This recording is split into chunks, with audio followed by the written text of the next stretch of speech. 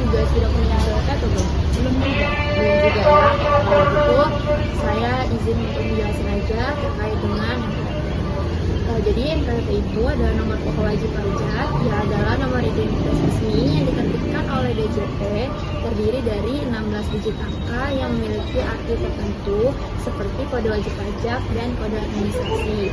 Nah, kalau format terbarunya NPWP sekarang orang pribadi itu dia sudah diintegrasikan dengan nomor induk kependudukan. Jadi ibu nggak perlu lagi untuk bedain mana kartu NPWP, mana lagi NIK, karena NIK ibu bakalan sama dengan NPWP ibu.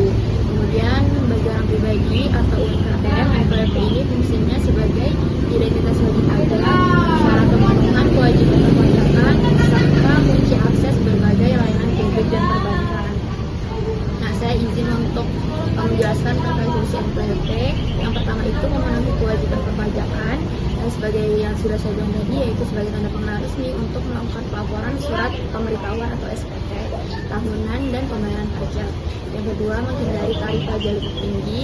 Jadi biasanya kalau misalnya orang yang belum punya NPWP itu tarifnya lebih tinggi, lebih mahal 20% dibanding dengan memilikinya.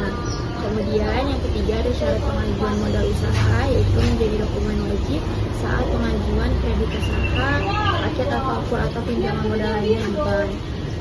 Kemudian yang keempat ada akses kemudahan pajak, yaitu memudahkan pelaku usaha khususnya di UMKM dalam melapor dan melaporkan pajak penghasilan final, yaitu sebesar 0,5% sesuai dengan ketentuan.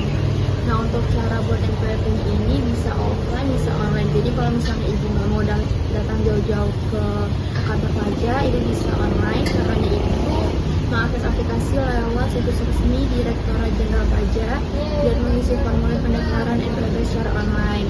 Dokumen yang diperlukan itu ada kartu tanda penduduk, kartu keluarga, dan surat izin usaha kalau ibu mau membuat NPWP untuk usaha ibu.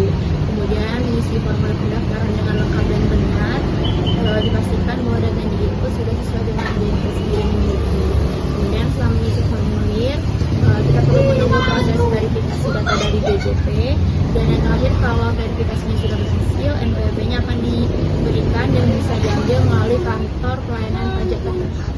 Jadi kalau misalnya ibu mau daftar secara offline, bisa juga datang ke kantor pelayanan pajak terdekat atau KPP, kemudian mengisi formulir permohonan NPWP sesuai dengan jenis wajib pajak.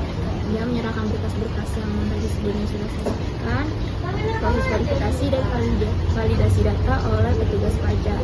Jika sudah terpenuhi, NPWP akan diterbitkan dan diberikan kepada penerima. Sekiranya itu saja sosialisasi yang bisa saya sampaikan. Semoga dengan sosialisasi ini ibu jadi paham lagi terkait dengan pentingnya NPWP dan fungsi-fungsi NPWP. Terima kasih atas kesempatan yang telah diberikan ya Bu.